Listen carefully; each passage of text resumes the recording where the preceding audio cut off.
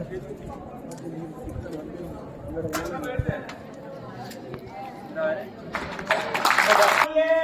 महोदय,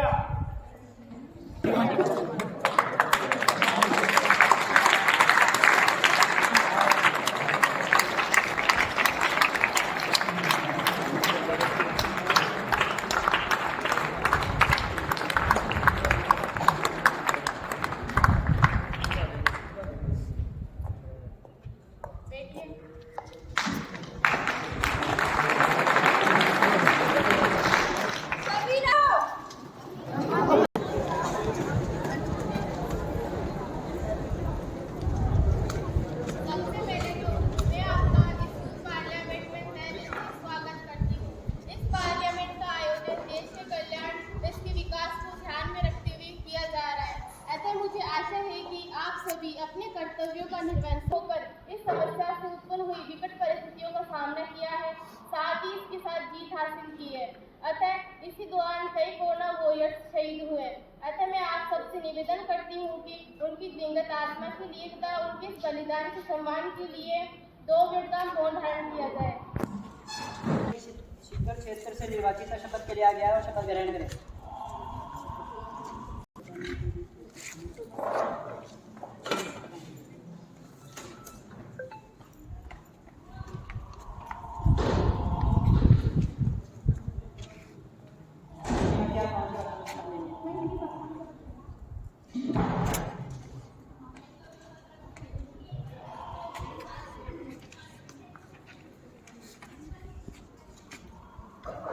मैं संगीता शर्मा, युवा संसद की सदस्य जो कि जिला सिक्कर से निर्वाचित होकर आई हूँ। मैं ईश्वर को साक्षी मानकर शपथ लेती हूँ कि विधि द्वारा स्थापित शासन की पालना करूंगी और भारत के संविधान की संप्रभुता और अखंडता को बनाए रखूंगी।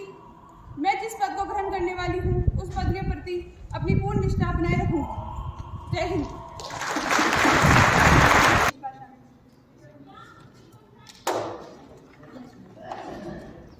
Honorable Madam Speaker, I am Ruby Chaudhary, Member of Youth Parliament, elected from Jaipur constituency. I take oath of God that I will have faith in the Constitution of India, established by law. I will maintain the sovereignty and unity of the country and will fulfill the duties of the post I am about to assume. I will follow it faithfully. Jai Hind, Jai Bharat.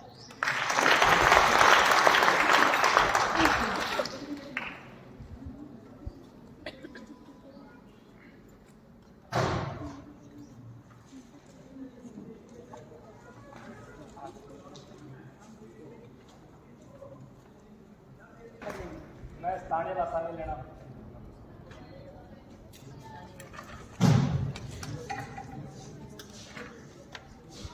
मारो नाम अरमान खान है।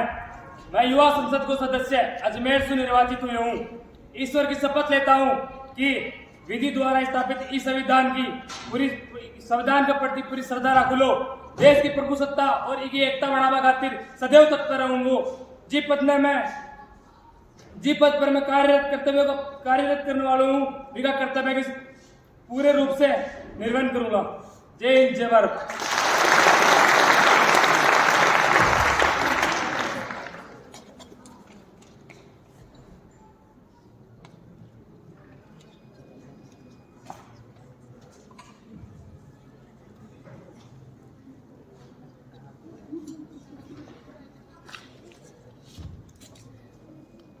मैं हमारे साथ सदन में जुड़े अंतर्राष्ट्रीय राजनेताओं का स्वागत करें।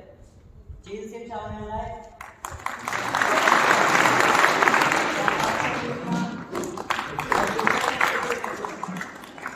और हमारे साथ जुड़े मीडिया के कुछ कार्यकर्ताओं का स्वागत करें। Chetan Rao, the Hindi news, Rajesh Chaudhary, Indian Express, Subhash Kataria, Rajasthan पत्रिका।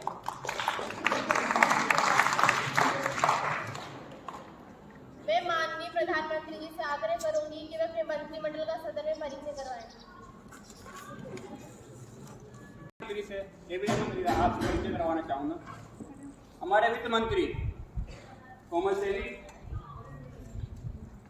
मानव संसाधन विकास मंत्री रूबी चौधरी, कौशल विकास एवं उद्यमिता मंत्री अनुष्का खंडेलवाल, महिला एवं बाल विकास मंत्रालय गुड्डी यादव, रक्षा मंत्री संजीव शर्मा, कृषि एवं किसान कल्याण मंत्रालय नंदिनी, गृह मंत्री सुनील बेरवा, स्थानीय प्रशासन पूजा बचेरवाल और हमारे विदेश मंत्री राजनीश सोनी।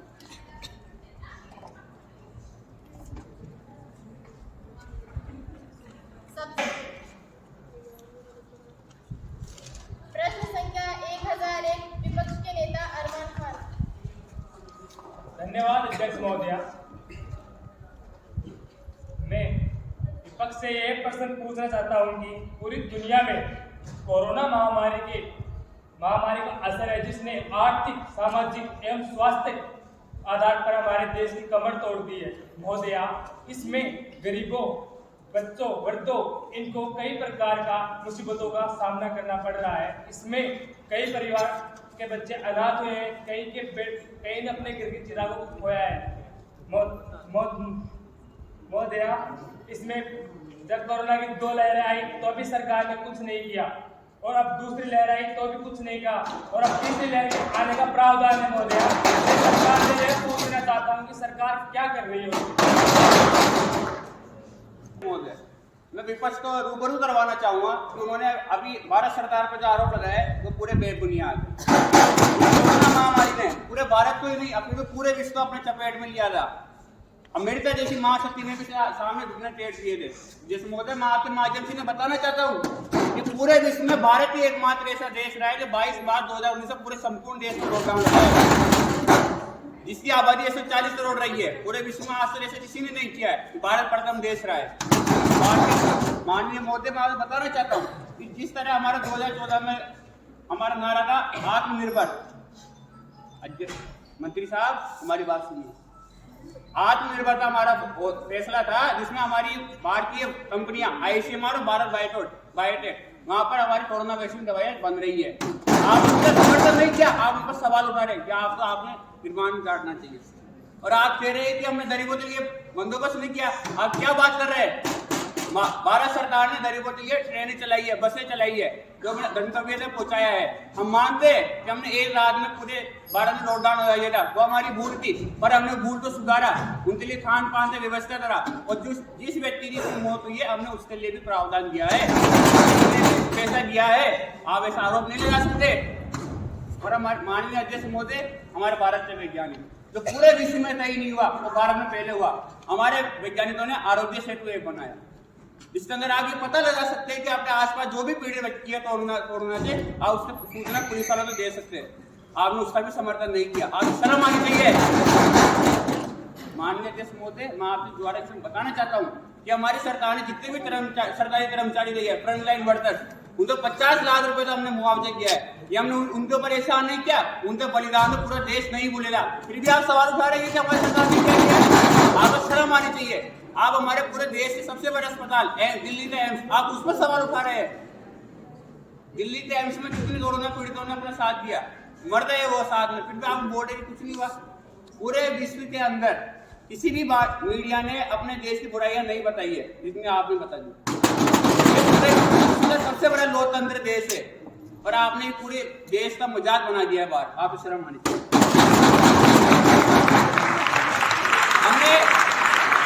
हमने कोरोना फंड बनाया, पूरे विश्व में इतना बड़ा फंड नहीं बना। हमने पीएम केयर्स फंड बनाया, जिसकी निगरानी उच्च न्यायालय के उच्च न्यायाधीश CJI करते हैं।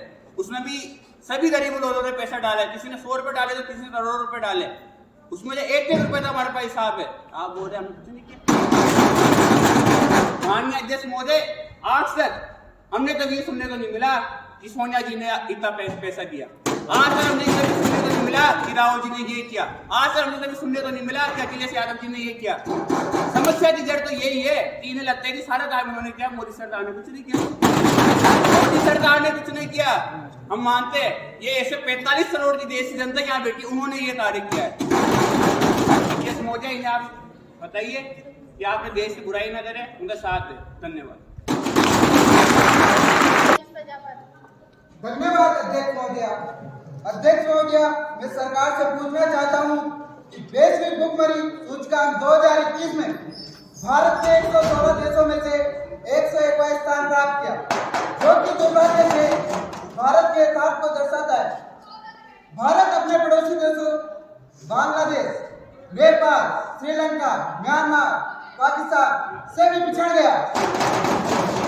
साथ ही देश में कुपोषण की समस्या लगातार बढ़ती जा रही है। ऐसे में मेरा सरकार से सवाल है, सरकार क्या कर रही है? साथ ही गर्भवती महिलाओं, छोटे बच्चों, असहाय वृद्धजनों की स्थिति को सुधारने के लिए सरकार ने क्या किया?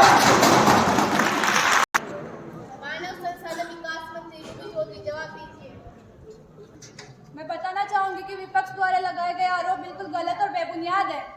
हमारी सरकार भुखमरी से बचने के लिए अधिक से अधिक कार्य कर रही है। महोदया, मैं बताना चाहूंगी कि हमारी सरकार द्वारा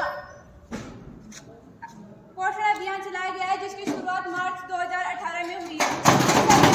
पोषण पखवाड़ा कार्यक्रम, पोषण माह कार्यक्रम आदि चलाए गए। महोदया, मैं बताना चाहूंगी कि 2021-22 में सरकार ने पोषण अभियान के लिए सरकार को एक मिशन मोड पर लिया है, जिसके अंदर प्राथमिक स्वास्थ्य केंद्रों का विकास हो रहा है और आंगनवाड़ी केंद्रों को प्रति वर्ष 50 लाख रुपए दिए जा रहे हैं। सभी लोगों को अधिक से अधिक लाभ मिल रहा है। मोदी, मैं बताना चाहूंगी कि राजस्थान राज्य द्वारा एक योजना की शुरुआत की गई है, जिसका नाम है इंदिरा रसोई योजना। इसके अंदर सभी लोगों को 8 रुपए में भरपेट भोजन दिया जा रहा है। इसमें विपक्ष लोग बोल रहे हैं कि सरकार कुछ नहीं कर रही है। मोदी, मैं बताना चाहूंगी कि हम सरकार के द्वारा एक योजना की शुरुआत की गई है, जिस योजना का नाम है मिड डे मील योजना। इस योजना के अंदर सरकारी विद्यालयों में से कुपोषित बच्चों का चयन हो रहा है और आंगनवाड़ी केंद्रों को पोषण किट प्रदान किए जा रहे हैं। और फिर भी विपक्षी दल बोल रहे हैं कि सरकार कुछ नहीं कर रही।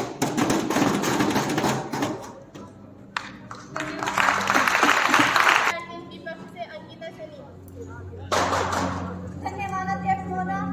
मैं सरकार से पूछना चाहती हूँ, आसमान छू रही है। सिलेंडर 1000 रुपए, पेट्रोल 110 रुपए, डीजल 100 रुपए, खाद्यान्न 190 रुपए तक पहुँच गए। ऐसे में एक खर्चा कैसे चलाएगा? माननीय महोदय, मैं आपके माध्यम से जानना चाहूंगी, सरकार इस महंगाई को कैसे दूर करेगी और उन्होंने इसको कम करने इसके उपाय के लिए उन्होंने क्या क्या कदम उठाए?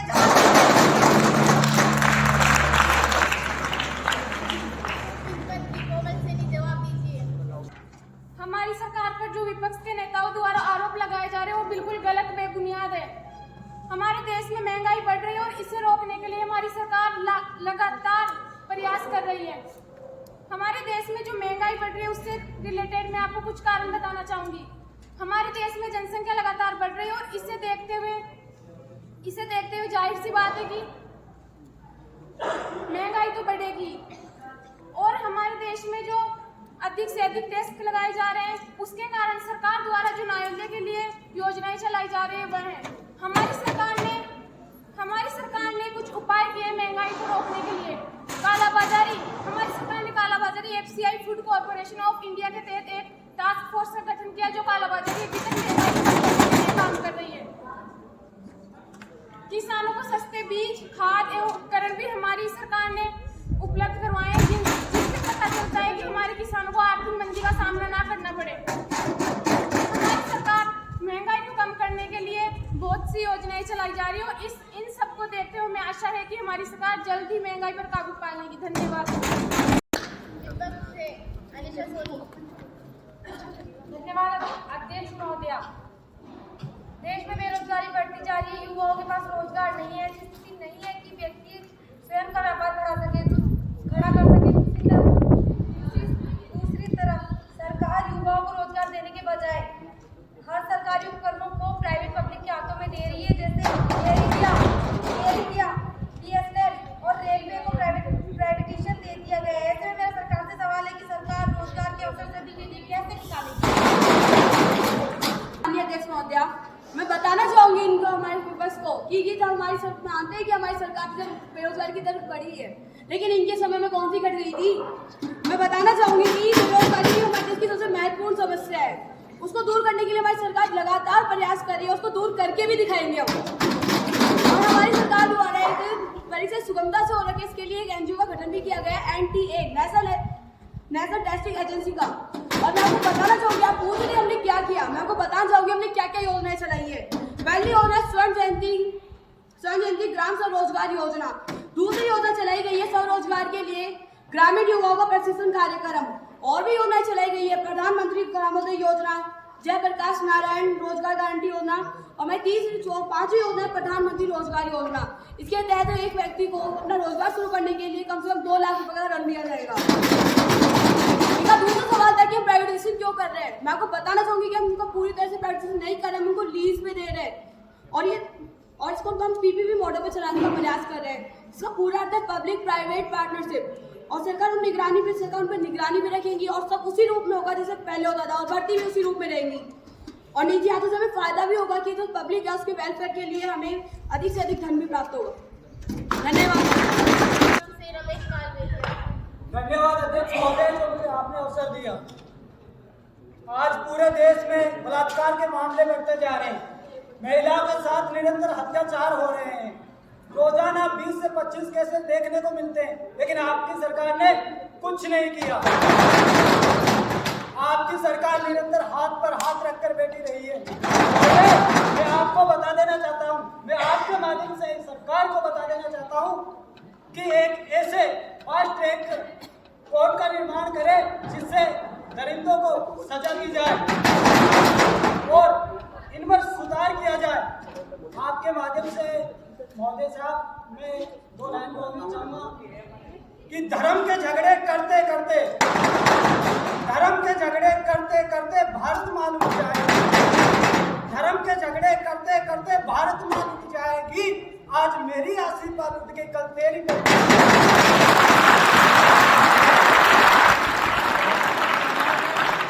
आज वो मेरी बच्ची है, कल आपकी हो सकती है, पूरे देश की हो सकती है, वो किसी की भी बच्ची है। जब छोटी सी बच्ची माँ के गर्भ में होती है तो वो एक टेंशन से लेकर पैदा होती है कि कहीं मैं पैदा होंगी तो कन्या भ्रूण हत्या के कारण मुझे जिंदा नहीं। बड़ी होती है तो लोगों की नजरों में आ जाती है कि कहीं लोग मुझे गंदी नजर से ना देख लें। इस पर भी मैं 2 लाइन बोलना चाहूंगा कि एक पेड़ है जिसके केरी लग रही लेकिन वो आम बनना चाहती है। एक पेड़ है जिसके केरी लग रही लेकिन वो आम बनना चाहती है, लेकिन ये दुनिया वाले उसे अचार बनने पर मजबूर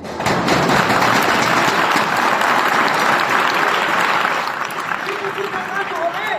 ठीक उसी प्रकार मैं बता देना चाहता हूँ कि एक लड़की मासूम सी, कली सी, सुंदर सी, हरी सी, वो सफलता की सीढ़ी तो चढ़ना चाहती है, लेकिन ये गंदी नजर वाली दुनिया उसे नीचे गिरने देती है। आज ये बलात्कार के केस एक स्टेट में नहीं, संपूर्ण भारत में फैला हुआ है।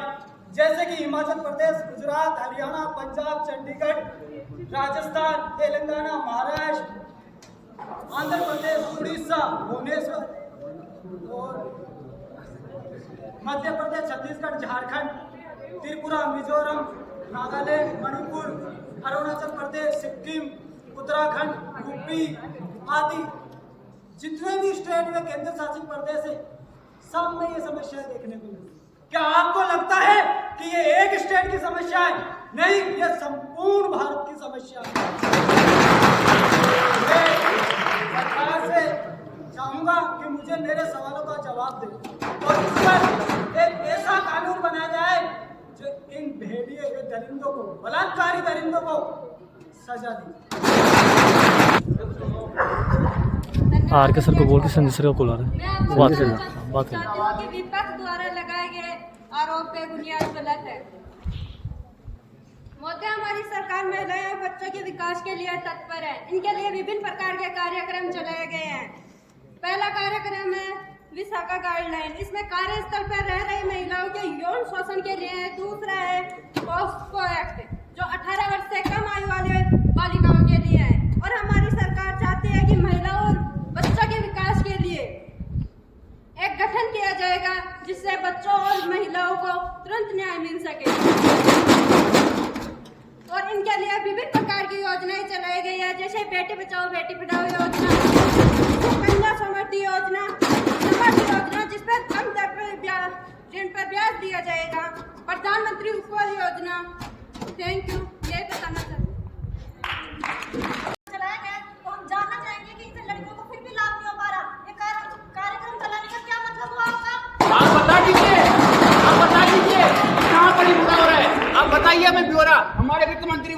हमारे गृह मंत्री वहां जाए ने।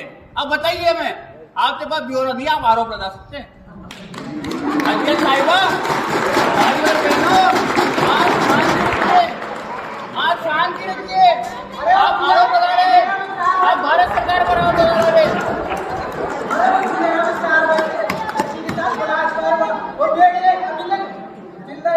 बोल रहे हैं क्या किया है आपकी सरकार ने? ये जवाब दीजिए।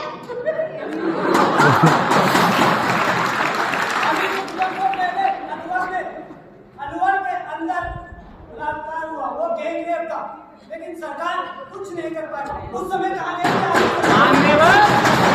मान्यवर मैं आपकी नींद खुलवाना चाहता हूँ। अलवर में आपकी सरकार है,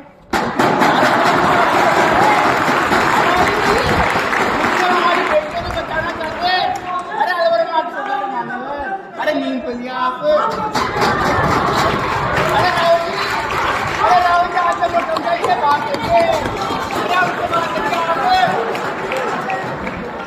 अरे राहुल जी हमसे बात करिए, संसद में से बात करिए, हमसे बात करिए। अध्यक्ष साहब बेटी हमसे बात करिए। रास्ते में आप बैठिए अपनी सीट पर। प्रश्न संख्या 1006 विपक्ष से करिश्मा कुमार। धन्यवाद अध्यक्ष महोदय। मैं सरकार से पूछना चाहती हूँ कि जवानों के परिवारों के लिए आपने क्या कदम उठाए? प्रबंधन किया है? अध्यक्ष महोदय, मैं आपके माध्यम से सरकार से पूछना चाहती हूँ कि आज तक आपने क्या कदम उठाए?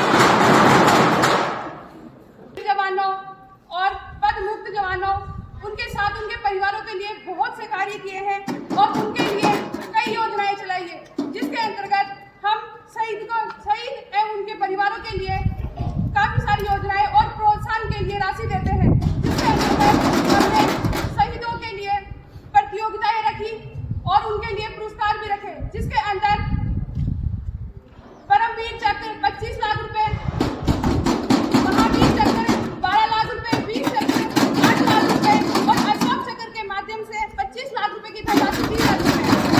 इसके साथ साथ एक सर्विस मेंबर की मृत्यु पर 4000 रुपए की धनराशि उनके परिवार को दी जाती है। उसके साथ साथ उनकी पुत्री के विवाह पर उनको 5000 रुपए की सहायता राशि दी जाती है। इसके साथ साथ एक सर्विस सदस्य को मेडिकल ट्रीटमेंट के लिए 10,000 रुपए की धनराशि दी जाती है और इसके अलावा उनके परिवारों को विधवा पेंशन भी दी जाती है। इसके अलावा उनके बच्चों की उच्च शिक्षा और समृद्धि विकास के लिए आर्मी एकेडमी में उनके बच्चों के लिए सीमित सीटें रखी गई है, जिसके माध्यम से उनको उच्च शिक्षा दी जाती है। इनके साथ साथ हमारी सरकार और भी उनके विकास के लिए कार्य कर रही है और न्यू डाक तैयार कर रही है। मैं पूछना चाहूंगा कि ये सभी जो योजनाएं बनाई गई है, क्या वो जनता करने को कानून लेकिन वो कभी जनता तक नहीं पहुंचता। मैं पूछना चाहूंगा ऐसे में क्या जो कानून बनता है उनका लाभ जनता को मिलता है? अध्यक्ष महोदय, मैं आपको बताना चाहूंगी कि हमारी सरकार ने डिजिटल ट्रांसफर की व्यवस्था की है, जिसके अंतर्गत जो भी लाभ सैनिकों और उनके परिवार के लिए होता है वो उनके खाते में सीधा भेजा जाता है और उनको सभी को समय पर प्राप्ति होती है। इसके साथ हमारी सरकार और भी नई योजनाएं बना रही है, जिससे उनके परिवारों के विकास के लिए हम कार्य कर सके और उनको और लाभ मिल सके। बेटी की क्या शादी हो सकती है? अध्यक्ष महोदय, मैं आपको बताना चाहती हूँ कि यह क्यों रीति रिवाज को मनाए कोर्ट में 5000 में या 2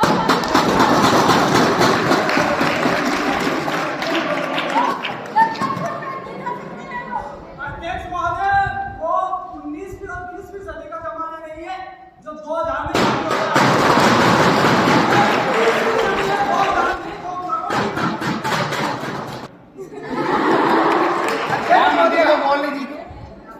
बेटे भाई बेटे, अरे नहीं अध्यक्ष महोदय, भारत सरकार पर आरोप लगे, हम जवाब दें।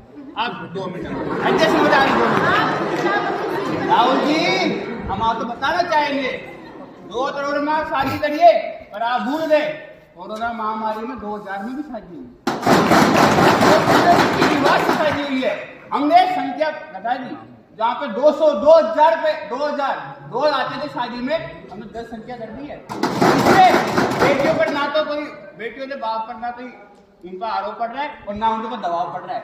आजकल शादी कम खर्चे में भी हो रही है और आप ये सुविधा सही है, आप शांति रखिए। हमारे देश के लीडर्स हैं, क्या अभी तक भी लॉकडाउन चल रहा है? अरे आपकी नींद नहीं खुली क्या? अरे राहुल जी इतनी में मत रहिए, भारत में रहिए। अरे राहुल जी इतनी में मत रहिए आप। क्या आप भी 5 घंटे जा सकते हैं? नहीं। और शादी किस काम की जिसमें आपका पिता ही ना हो?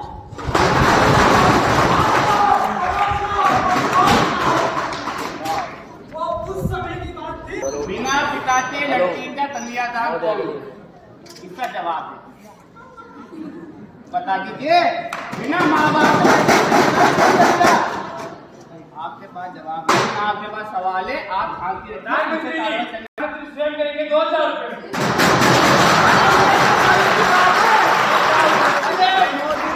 ये गर्व की बात है। अगर मैं 50 करोड़ बेटी होता, माँ होता, कन्यादान करूंगा तो पुण्य तो मुझे मिलेगा ना। ये मेरी सौभाग्य की बात है कि मैं भारतवर्ष में पैदा हुआ और मुझे 50 करोड़ माता होता कन्यादान करने को मिल रहा है। आपके पास सवाल नहीं है, आप बहस मत करिए। अध्यक्ष मोदी इसे बताइए।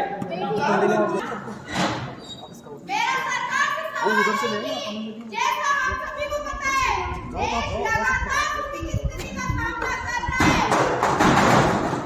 फसल समय पे नहीं होने के कारण कई किसान आत्महत्या कर रहे हैं। मैं सरकार से पूछना चाहूंगी कि उन किसानों के लिए सरकार क्या तकनीक और जल संरक्षण की व्यवस्था की जाए। धन्यवाद। धन्यवाद माननीय अध्यक्ष महोदय। सूखे की समस्या के समाधान के लिए हमारी सरकार कई वर्षों से कार्यरत है। पिछले 5 वर्षों में हमारी गवर्नमेंट ने 1500 करोड़ रुपए जल संरक्षण के लिए खर्च किए। इसके तहत नवीन ग्रामीण इलाकों में नवीन टंकियों का निर्माण, नवीन कुओं का निर्माण तथा वर्षा जल संरक्षण संबंधी कार्य किया गया। इनकी सरकार कार्य कर रही है। नदी संयोजन योजना श्री अटल बिहारी जी की पहल थी, वो आज विश्व में राज्य बनी हमारे नदियों से जुड़े हैं। ये आपके बुरा है। बैठिए मैंने जवाब दिया, आपकी बात में एक्शन लीजिए। इतना ही नहीं, हमारी गवर्नमेंट ने जल संरक्षण के लिए जो गरीब किसान होते हैं वो जल संरक्षण की सुविधा आसानी से नहीं कर पाते, उनके लिए शहरी क्षेत्रों में डिग्गी निर्माण के लिए 3 लाख रुपए इन्वेस्ट किए। साथ ही फव्वारों का प्रबंधन करने के लिए 10,000 और कच्ची खेत तलाई पर अधिकतम 63,000 रुपए खर्च किए। यदि पानी किसानों तक टाइम पर पहुंचा तभी केवल एक राजस्थान में किसान आत्महत्या कर लेते हैं और ये बोल रहे हैं कि हम पानी की व्यवस्था के लिए नदियाँ, नहरें, तालाब, कुआं, बावड़ी, टाका इनके द्वारा पानी की व्यवस्था करेंगे। यदि ऐसी समस्याएं नहीं होती तो लोग अपनी जान क्यों गंवाते? अरे सुनिए, अरे मान्यवर सुनिए। आप बैठ जाइए मोहतरमा। अरे तो फिर आप क्यों बोलते हो बीच में? जैसा कि आपको तो मौका दिया जाता है ना बोलने का।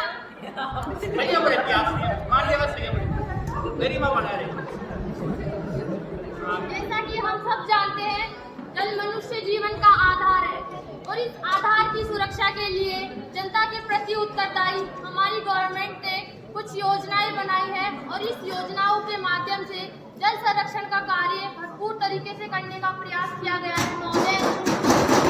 कुछ योजनाएं जल स्वावलंबन योजना, फव्वारा सिंचाई योजना, जल क्रांति अभियान। यही नहीं महोदय, हमारी गवर्नमेंट ने गरीब किसानों के लिए 6,000 रुपए प्रतिवर्ष उनके खातों में दिए। धन्यवाद महोदय। छत्तीसगढ़ और देश के अन्य इलाकों में नक्सलवाद की समस्या आज भी है और सरकार आदिवासी लोगों की जमीनें छीनकर कॉर्पोरेट घरानों को महोदय, मैं सरकार से पूछना चाहती हूँ कि वह आदिवासी लोगों के विकास के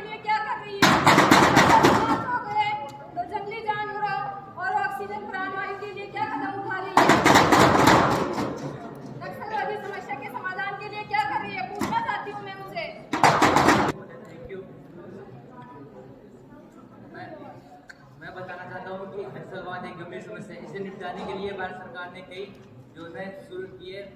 भारत सरकार ने 2020 में सफलता नामक समाज नामक 8 सूची योजना का पहल की है, जिससे लोगों को रोजगार मिल सके। और 2013 में आजीवन योजनाओं की रोशनी नामक विशेष पहल की है, जिसे हमारी सरकार ने युवाओं को आदिवासी लोगों के लिए काउंसिल की स्थापना की ताकि उनको अधिकार मिले।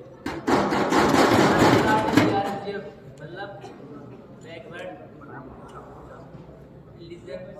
फंड की स्थापना की, जिससे अध्यक्ष महोदय, ये खुद क्या नक्सलवाद को मिटाएंगे, ये खुद क्या बात कर रहे हैं? हमें कुछ सुनाई नहीं दे रहा है इनके विपक्ष से।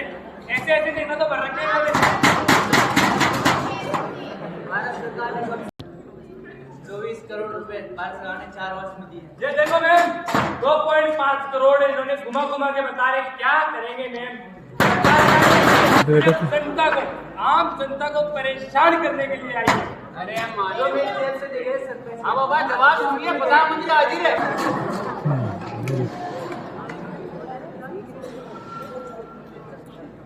हमारे देश में स्थानीय स्वशासन की 2 आधार है। पहला है नगर निकाय, दूसरा है ग्रामीण पंचायती राज। लेकिन सरकार ने पिछले 5 वर्षों में इनके लिए कोई कदम नहीं उठाया गया। पिछले 5 वर्षों में सरकार इनमें कितना पैसा लगा चुकी है। माननीय अध्यक्ष महोदय, मैं बताना चाहूंगी कि जो सरकार विपक्ष द्वारा सरकार पर लगाया गया वो गलत है, बेबुनियाद है। मैं आप सब जानते हैं कि भारत एक लोकतांत्रिक देश है और भारत में प्रत्येक लोकतांत्रिक का स्वरूप ग्राम पंचायत में पाया जाता है। और मैं ये बताना चाहती हूँ कि ग्राम पंचायत के माध्यम से सभी नागरिकों के लिए अधिक से अधिक कार्यों की योजनाएं चलाई गई है। तो मैं उन योजना का जिक्र करना चाहती हूँ। पहली योजना है महात्मा गांधी ग्रामीण आजीवन योजना, जो नरेगा के नाम से जानी जाती है। ग्राम पंचायत दूसरी योजना है ग्राम पंचायत विकास योजना, जो DPGPD ग्राम सभा में लोगों की भागीदारी से जुड़ी जाती है। चौथी है हमारी योजनाएं चलाई गई है, प्रधानमंत्री ग्रामीण आवास योजनाएं चलाई गई है और प्रधानमंत्री सड़क योजना आवास योजना चलाई गई है। और भारत में सरकार ने पिछले 5 सालों से कई योजनाएं जिन्होंने सरकार ने लाभ उठाया है। अध्यक्ष महोदय, वो सभी योजनाएं उनका फायदा जनता तक पहुंचता है? नहीं पहुंचता।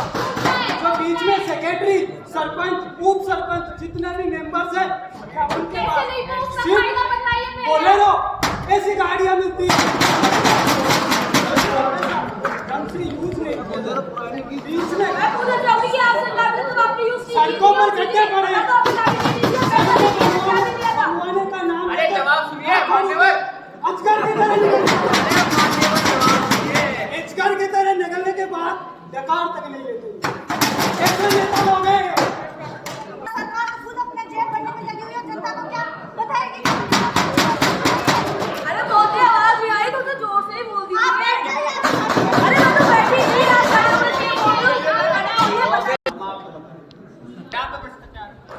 पिछले 8 सालों में मोदी सरकार का एक आरोप नहीं है। आप कैसे बोल सकते हैं कि हम भ्रष्टाचार कर रहे हैं? आपके पास सबूत है?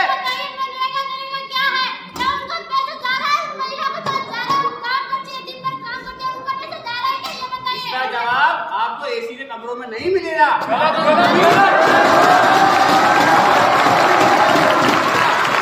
एसी के कमरों में बैठकर करने से जवाब नहीं मिलता, जमीनी स्तर पे आना पड़ता चाहिए।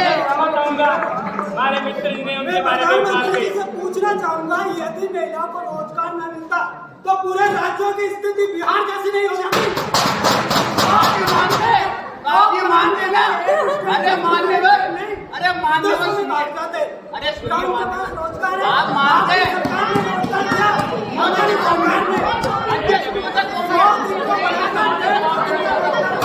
अरे नहीं सर, मान्यवर, आप मानते हैं कि हमारी सरकार ने महिलाओं को रोजगार दिया है। आपने बोला यार इनको रोजगार नहीं मिलता तो सारे भारत की स्थिति बिहार जैसी नहीं रहती। मतलब आप मानते हैं सरकार ने अच्छा काम किया, सही है, हमें अच्छा लगता है, हमें अच्छा लगता है। माननीय अध्यक्ष महोदय, हमारी सरकार ने यह सवाल है कि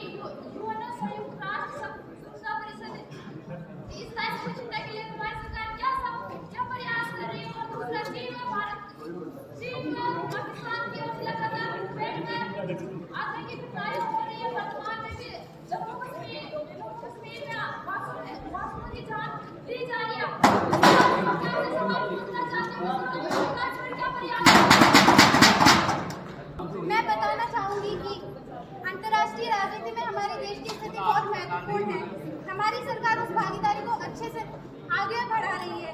हमारे देश में यूएनओ की सुरक्षा परिषद में 8 बार स्थायी सदस्य रह चुका है, तो वो वर्तमान 2023 तक अस्थायी सदस्य बना है और सुरक्षा परिषद का स्थायी सदस्य बनने के लिए निरंतर प्रयासरत है।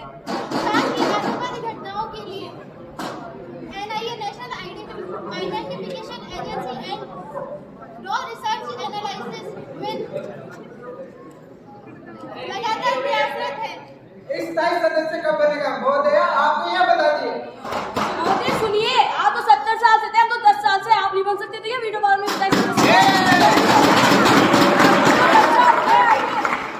आपको अभी जो लेटेस्ट वाली न्यूज है वो बता देता हूँ। बताइए। इस परसों के दिन चीन ने पानी के अंदर धमाका किया। अरे क्या बात बोल रहा है, पानी के अंदर धमाका। क्या उन्हें देश की फिक्र नहीं है? क्या चीन पानी के अंदर बम बरसा रहा है, उन्हें धमका रहा? कल वो भारत पर बम नहीं बरसा सकता? गलत, आपने गलत प्रश्न किया है।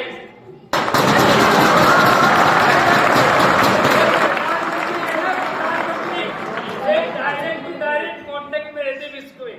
भाई जापान में क्या हो रहा है, ये उनके देश है, भारत इनका देश नहीं है। और बड़े प्रिय मित्र मोदी जी को मैं ये कहना चाहूंगा कि ये मित्रों कहने से काम नहीं चलता।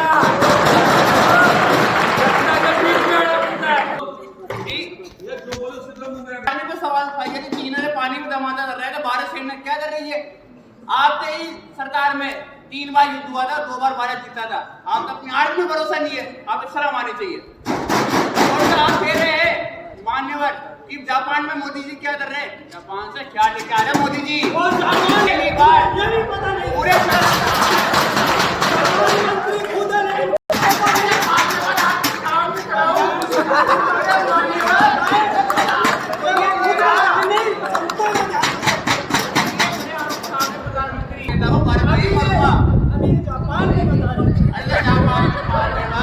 आप इटली में क्या लेने जाते हैं?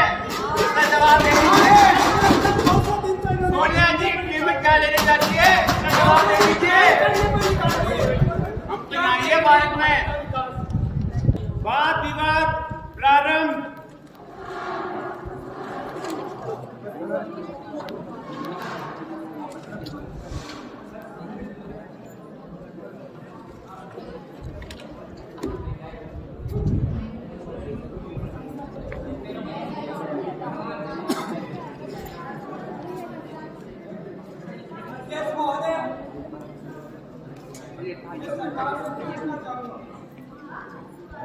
ये जो महंगाई है वो गगनचुंबी मार्कों की तरह आसमान को गैस में कटौती हो सकती है। पेट्रोल डीजल सभी के दाम बढ़ते जा रहे हैं, लेकिन सरकार ने इस पर कुछ किया? एक मजदूर मजदूरी करने निकलता है, वो इतनी दिहाड़ी कर सकता है जिससे उसका परिवार का पोषण, क्या वो अपने परिवार के लिए कुछ सेविंग कर सकता है? आने वाली भावी पीढ़ियों के लिए और कुछ कर सकता है? उम्मीद ही नहीं कर सकता। क्यों? क्योंकि महंगाई इतनी बढ़ चुकी, जितना वो कमा कर लाता है वो तो उसकी राशि बनी।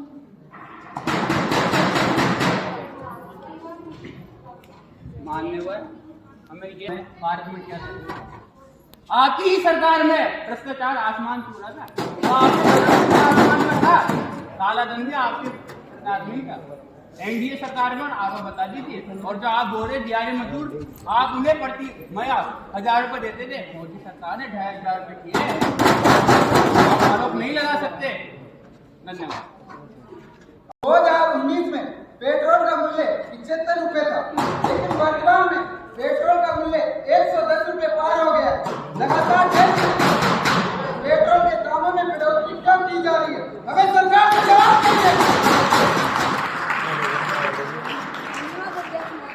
पहले तो मैं इनको बताना चाहूंगी कि हमारी कोरोना महामारी भी चल रही थी। इनको पता भी है क्या चल रही थी या नहीं चल रही थी? सरकार कोरोना महामारी में बचाव के लिए चिकित्सा सुविधाओं का भी काम करना था। उसके अलावा वैसे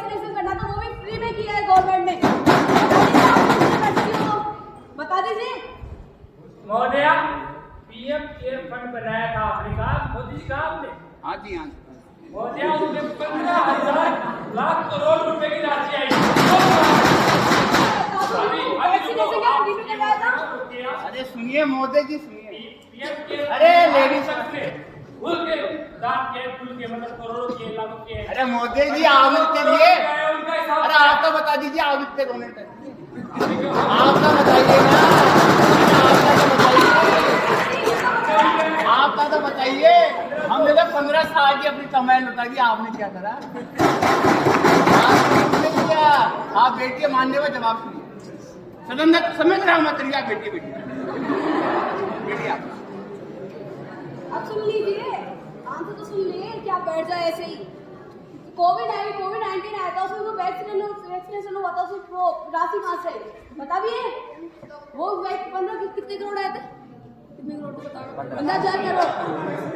अरे 15,000 करोड़ रुपए आए थे, उससे वैक्सीनेशन हो जाएगा क्या? करना वैक्सीनेशन हो अरे मान्यवर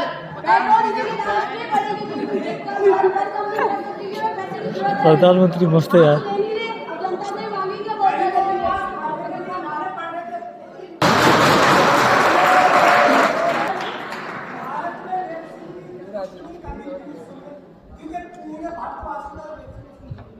और ये विदेशों में वैक्सीन मिले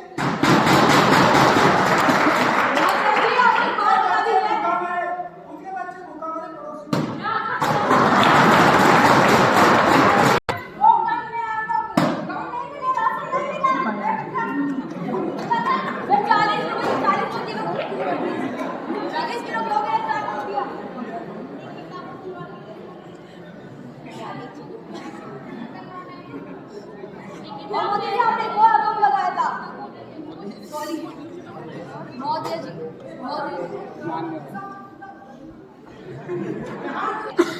सुनते तो हो नहीं।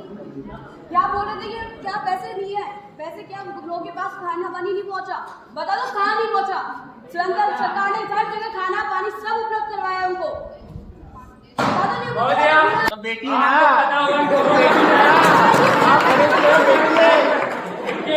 आपके मोदी जी आप आप बीच में आ रहे हैं मोदी जी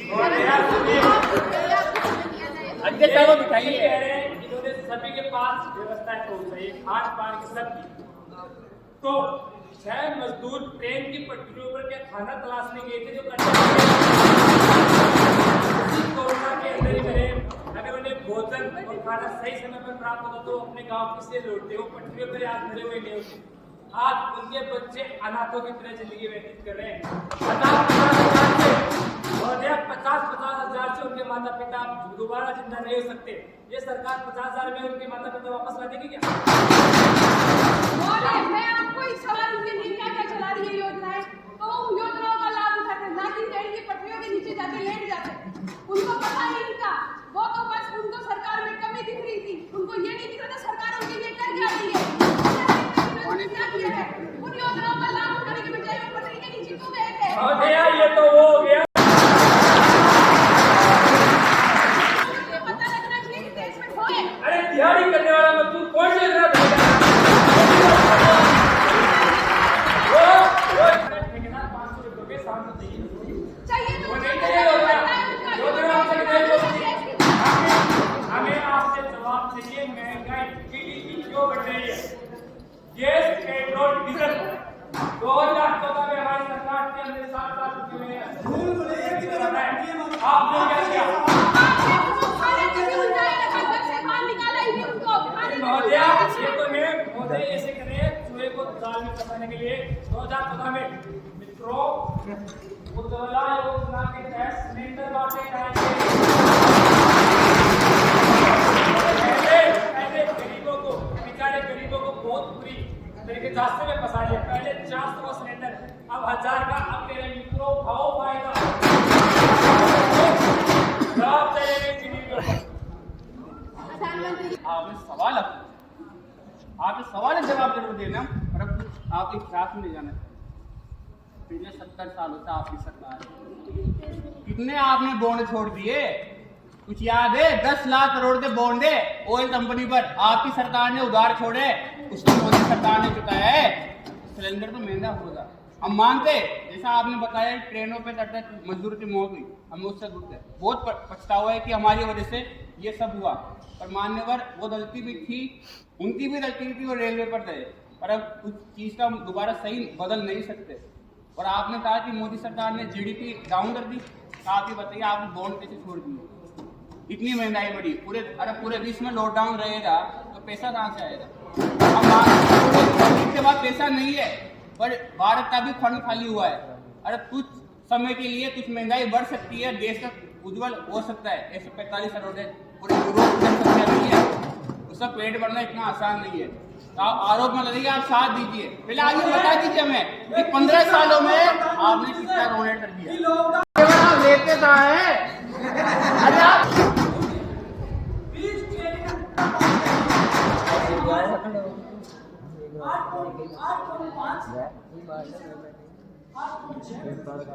ये हमने लक्ष्य रखा।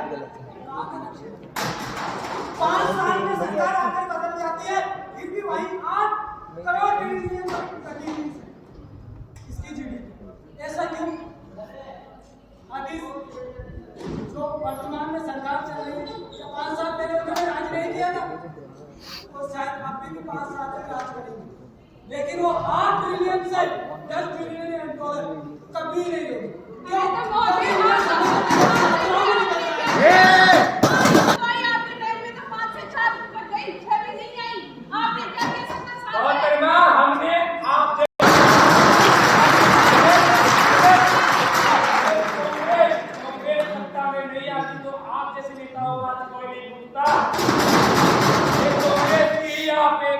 हमारे तरफ से आपको एक इनाम है, झूठ समझो आप, जो आप जैसे नेताओं, दिग्गज नेताओं को आज सामने।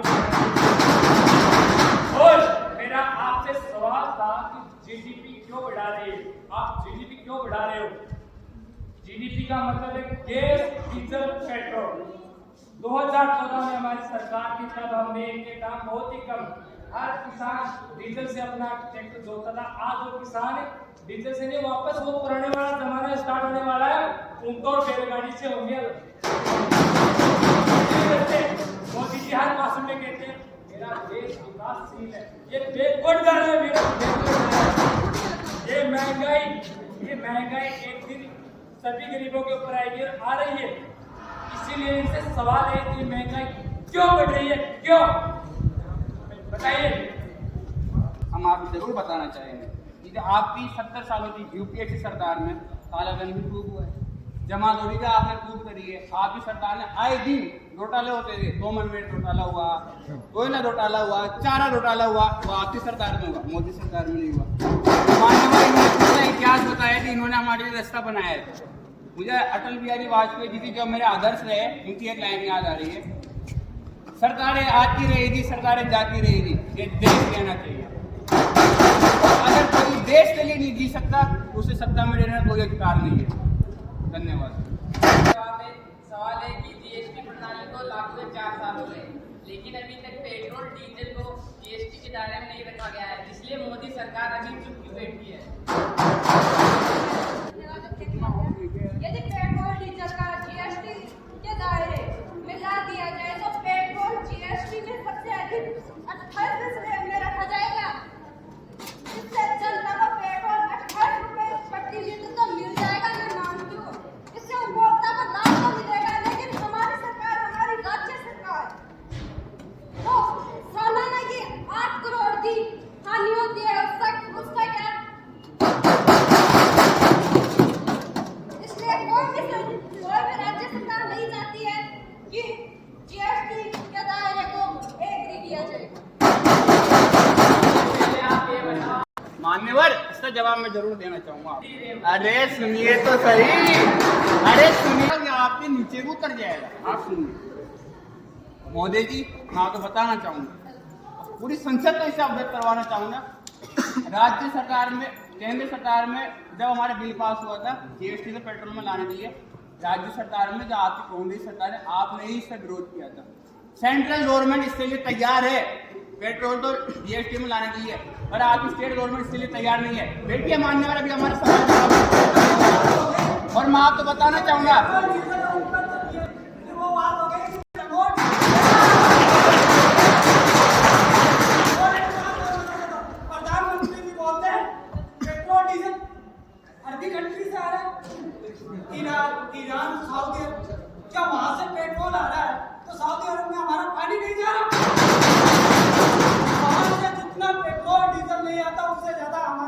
नहीं जाता। सऊदी अरब में एक भी नदी नहीं। यदि हमारा देश पानी की सप्लाई बंद कर देना तो वो वैसे प्यासी में। अरे हम खुद का भी पेट बढ़ते हैं और आधा पेट हमारा बढ़े तो आधा पेट पड़ोसी का भी बढ़ते हैं। पीछे नहीं छोड़ता। भारत का उसूल, भारत की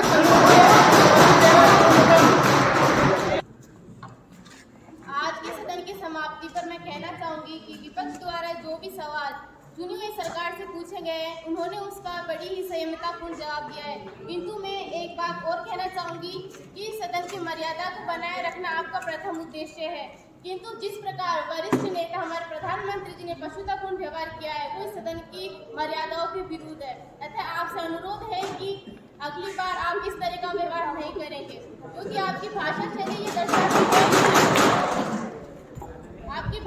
ये दर्शाती है कि आप किस क्षेत्र से आते हो, आपका चरित्र क्या है। भारत एक देश है, जैसा कि आप सबको पता ही है कि इसमें हर क्षेत्र में विभिन्नता पाई जाती है, चाहे वह राजनीतिक क्षेत्र में हो या यहाँ पर रहने वाले नागरिकता की जीवन शैली में हो। इसी आधार पर हम कह सकते हैं कि लोकतांत्रिक व्यवस्था यहाँ प्रचलित है। तो उसी के अनुरूप यहाँ सदन को लोकतांत्रिक व्यवस्था का मंदिर माना जाता है, जहाँ पर विपक्ष और जो चुनी हुई सरकार है वह जनता का प्रतिनिधित्व करती है और इसी प्रतिनिधित्व के माध्यम से वह जनता की समस्याओं को इस सदन में रखती है। तो यह अपेक्षा वह सरकार से करती है कि वह उन समस्याओं का निदान संयमतापूर्ण करेगी, उनकी अपेक्षाओं के अनुरूप करेगी। लोकतांत्रिक शासन व्यवस्था में एक ऐसा जनप्रतिनिधि का उच्च स्थान रहता है जो भारत का लोकतंत्र जहाँ सहमति व असहमति भी है, पक्ष और विपक्ष भी है, लेकिन इसके बाद भी हमने हमेशा लोकतांत्रिक मापदंडों को ऊंचा उठाने का प्रयास किया है। इस समय हमारी और जिम्मेदारी बन जाती है कि हम संसदीय परंपराओं के अनुरूप इस सदन का संचालन करें। इस सत्र के दौरान विपक्ष जो भी सवाल सरकार के लिए करेगा या उनकी कार्य प्रणाली को उठाएगा वो अपनी